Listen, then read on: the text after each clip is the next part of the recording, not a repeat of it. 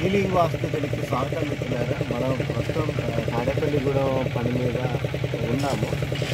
ఇక్కడ సందర్భం వచ్చింది కాబట్టి కాన్సెప్ట్ చెప్దామని. చాలా అంశాలు ఏంటంటే మన వాస్తుపురుష మండలి ఇచ్చిన తర్వాత మన ఇల్లు కట్టినటువంటి మెయిన్ గోడ అండి, మెయిన్ గర్భం, మెయిన్ అవుట్ సైడ్ గోడ మదర్వాల్ అంటారు. ఎందుకంటే మదర్ ఒక తల్లి గర్భం లాంటిది అనమాట. దేనికి ఆ యొక్క స్పేస్ తత్వాన్ని తలలోపల ఇముడ్చుకుంటుంది కాబట్టి అది ఒక గర్భం కాబట్టి మదర్వాల్ అని చెప్పి చెప్తాం చుట్టూ ఉన్నటువంటి కైవారం.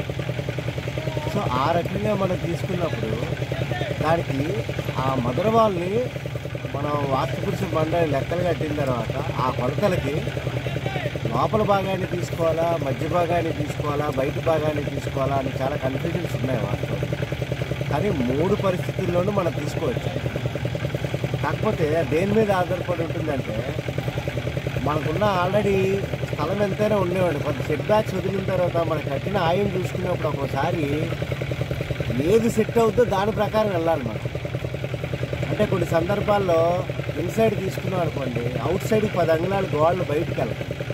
10 అంగుళాలు బయటికి వెళ్ళాక కూడా మనకి సెట్ బ్యాక్స్ ఇంకొక మీటర్ ఉందా అనుకుంటే ఇన్సైడ్ తీసుకుంటాం. కొన్ని సందర్భాల్లో ఆ పరిస్థితి ఉండదు, స్థలం చాలా తక్కువగా ఉంటుంది.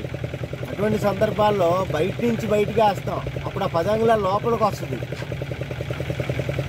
మరికొన్ని సందర్భాలలో మోడరేట్గా సరిపోతుంది అనుకున్నాం అనుకోండి, మిడిల్ టు మిడిల్ వేస్తాం.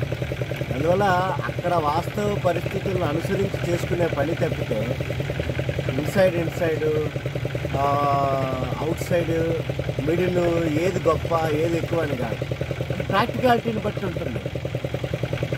ఇంకోటి మీరు అర్థం చేసుకోవాల్సింది ఏంటంటే ఇక్కడ తాడేపల్లిగూడెంలో శ్యామ్ గారు చాలా స్పేస్ ఎక్కువగా ఉంది, 418 గజాలు.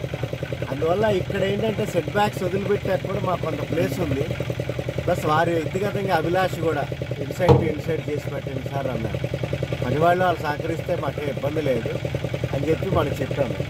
ఇప్పుడు ఇట్లండి, ఇది భీమన్, ఇది కాలం వస్తుంది. ఇక్కడ మనం ఒక మార్కింగ్ చేసే పరిస్థితి కూడా మనం ఇక్కడ తీసుకున్నాం. సో ఇక్కడ 2 గీతలు కనపడుతున్నాయి. ఒక గీతకి ఈ ఇటుకురాయిని సరిపెట్టాలి పిల్లర్కి. ఈ యొక్క పిల్లర్కి పారుగా ఇటుకురాయి ఇక్కడ సరిపెట్టాం కరెక్ట్గా ఈ యొక్క లైన్కి. అది ఇది ఇక్కడ సరిపెట్టాం. ఇక్కడి నుంచి దీనికి మధ్య ఉన్నది 7 దారాలండి. 7 దారాల్లో 6 దారాలు ప్లాస్టింగ్ ఇచ్చాము. ఒక్క దారం అనేది పెయింటింగ్ చేసినప్పుడు మక్కు పెడతాము. ఆ మక్కుకి ప్లస్ పైన ప్రైమ్ రాస్తాము. మళ్ళీ ఆ పైన 2 కోటింగ్లు ఏదో ఒకటి పెయింట్ వేస్తాం. ఆ మొత్తానికి ఒక దారం తీసుకున్నాం, అంటే 1/8 ఆఫ్ an ఇంచ్ తీసుకున్నాం. మిగతాది 6 దారాలు ప్లాస్టింగ్ తీసుకున్నాం. అంటే ఇక్కడ 7 దారాలు మనం వదిలిపెట్టాము. సో ఇక్కడ 7 దారాలు పైకి వచ్చే కొద్దీ ఇది ఇప్పుడు 7 అడుగులు ఎత్తు లేగాలి ఇల్లు, మళ్ళీ దాని తర్వాత 11 అడుగులు వేస్తారంటే ఇక్కడ నుంచి ఇప్పుడు ఈ లెవెల్ నుంచి ఒక 17 అడుగులు ఎత్తు లేగిస్తే కానీ మనకు స్లాబ్ పడదండి. ఈ through out the level inside చేయించుకున్న వాళ్ళు ఏం జాగ్రత్త తీసుకోవాలంటే, ఏదైతే ఈ ఇటుకరాయి పెట్టించానో దీనికి ప్రతి లైన్ తోకానికి కడుపు పైకి వెళ్ళేటప్పుడు కూడా నాకు 7 దారాలు అక్కడ కనపడాలి, లేదంటే తేడా వస్తుంది. అందుకని ఒక రకంగా ఇన్సైడ్ టు ఇన్సైడ్ చేయడం ప్రమాదకరం. సరైన పర్యవేక్షణ లేకుండా త్రూ అవుట్ ద పని మానిటరింగ్ ఉండాలి. అది బెటరా, మినిమం గ్యారంటీ బెటర్. అందుకే నా ఇల్లు కూడా మిడిల్ టు మిడిలే నేను కట్టుకున్నాను. ఎందుకు, కాపీ వేసిన వాళ్ళు ఎంతవరకు నమ్మాలి తెలియదు. సో అది జాగ్రత్తగా ఏ స్టేజ్కి ఆ స్టేజ్ మానిటరింగ్ చేసుకోవాలి. కరెక్ట్ చూసుకోవాలి ఎక్కడికక్కడ. ఇప్పుడు మనం ఎవరైతే ప్రాజెక్ట్ చేస్తున్నామో ఆ కరెక్ట్కి కొంచెం మన తాపత్రత నాలెడ్జ్ తెలిసాడు. ఫస్ట్ లెవెల్ వరకు ఆయన పూర్తి చేసేసాడు కోర్స్ మన దగ్గర. ఏదో ప్లాన్ గీచుకుంటూనే కోర్స్ కూడా రేట్ చేసుకున్నారు ఆయన. సో ఆయనకి తెలుసు ఆ పద్ధతి. కాబట్టి ఆయన గ్రౌండ్లో ప్రతిరోజు ఏం చేస్తాడు, కట్టుబడి కట్టేటప్పుడు వచ్చి గోళ్ళన్నీ ఇన్సైడ్ వాల్స్ తోకానికి కడుతున్నారా అనేది చూసుకుంటారు. అలా మానిటరింగ్ చేసుకునే శక్తి ఉన్నప్పుడు మీరు ఇన్సైడ్కి వెళ్ళండి. మానిటరింగ్ చేయలేము అనుకునేటప్పుడు మిడిల్కి వెళ్ళండి, మిడిల్కి కానీ బయటికి కానీ. సో ఇన్ని రకాలైనటువంటి ఇబ్బందులు ఉన్నాయన్నమాట.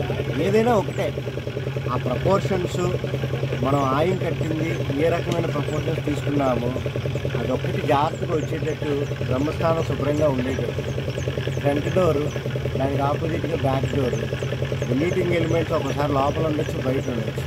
అది మనం ఏం చేయలేం.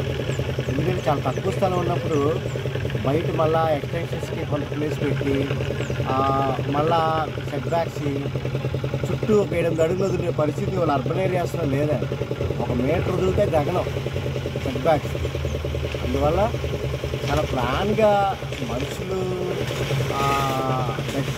చాలా మనుషులు కొంచెం తక్కువగా ఉండే ప్లేసెస్లో రిమోట్గా వెళ్ళి గజం 10,000 లోపల ఉన్నాయి కొనుక్కుంటే శ్యామ్ గారు కొనుక్కున్నట్టు 400 గజాలు 500 గజాలు కొనుక్కొని అది కట్టుకొని ఒక 5-6 ఏళ్ళకి ఆల్రెడీ అక్కడ 15,000 అవుతాయి. ఇప్పుడు ఎప్రిసియేషన్ వస్తుంది, ఏమీ ఉండదు. కానీ వాళ్ళ బయట పబ్లిక్ యాటిట్యూడ్ ఎలా ఉందంటే వాళ్ళు ఇల్లు కట్టే చోట డెవలప్ అయి ఉండాలి, మనుషులు కనపడాలి, సంచారమే ఉండకూడదు, దోమలు ఉంటాయి, పావులు ఉంటాయి, కుట్లు ఉంటాయి అని చెప్పేసి గజం 30,000 40,000 ఉన్న చోటకి మాత్రమే వాళ్ళు వెళ్తున్నారు. దానివల్ల చిన్న చిన్న పరిధిలో కొనుక్కోగలుగుతున్నారు. ఇది నేను ఇచ్చే సలహా ఏంటంటే డెవలప్ అయిన నగరానికి కానీ మున్సిపల్ కార్పొరేషన్కి కానీ ఒక పంచాయతీకి కానీ మున్సిపాలిటీకి కానీ ప్రాపర్ కనెక్టివిటీ, మంచి స్కూల్స్ ఇవన్నీ మనం చూసుకోవాలి. స్కూల్స్ కనెక్టివిటీ ఇంపార్టెంట్ చూసుకొని దిక్కులు కరెక్ట్గా ఉన్న చోట మనం వెళ్ళి కొనుక్కోవాలి. ఈ ప్రాంతం కూడా ఈ బిట్ కూడా నేను అంతా వర్క్ చేసి దిక్కులకి ఈసప్రాచి కరెక్ట్గా తిరిగి ఉందండి. సో ఆ రకంగా దిక్కులకి ఈసప్రాచికి ఉన్న లేఅవుట్స్ మనం కొనుక్కోవడం ద్వారా స్థలమేమి మనకు వేస్ట్ అవ్వదు, ఇల్లు తిప్పి కట్టాల్సిన పని ఉండదు, పక్కింటి వాళ్ళకి మనకి తేడా ఉందన్న బాధ ఉండదు. కొనుగోలులోనే ఈ రకంగా మనం చేసుకుంటూ ముందుకెళ్ళాలి.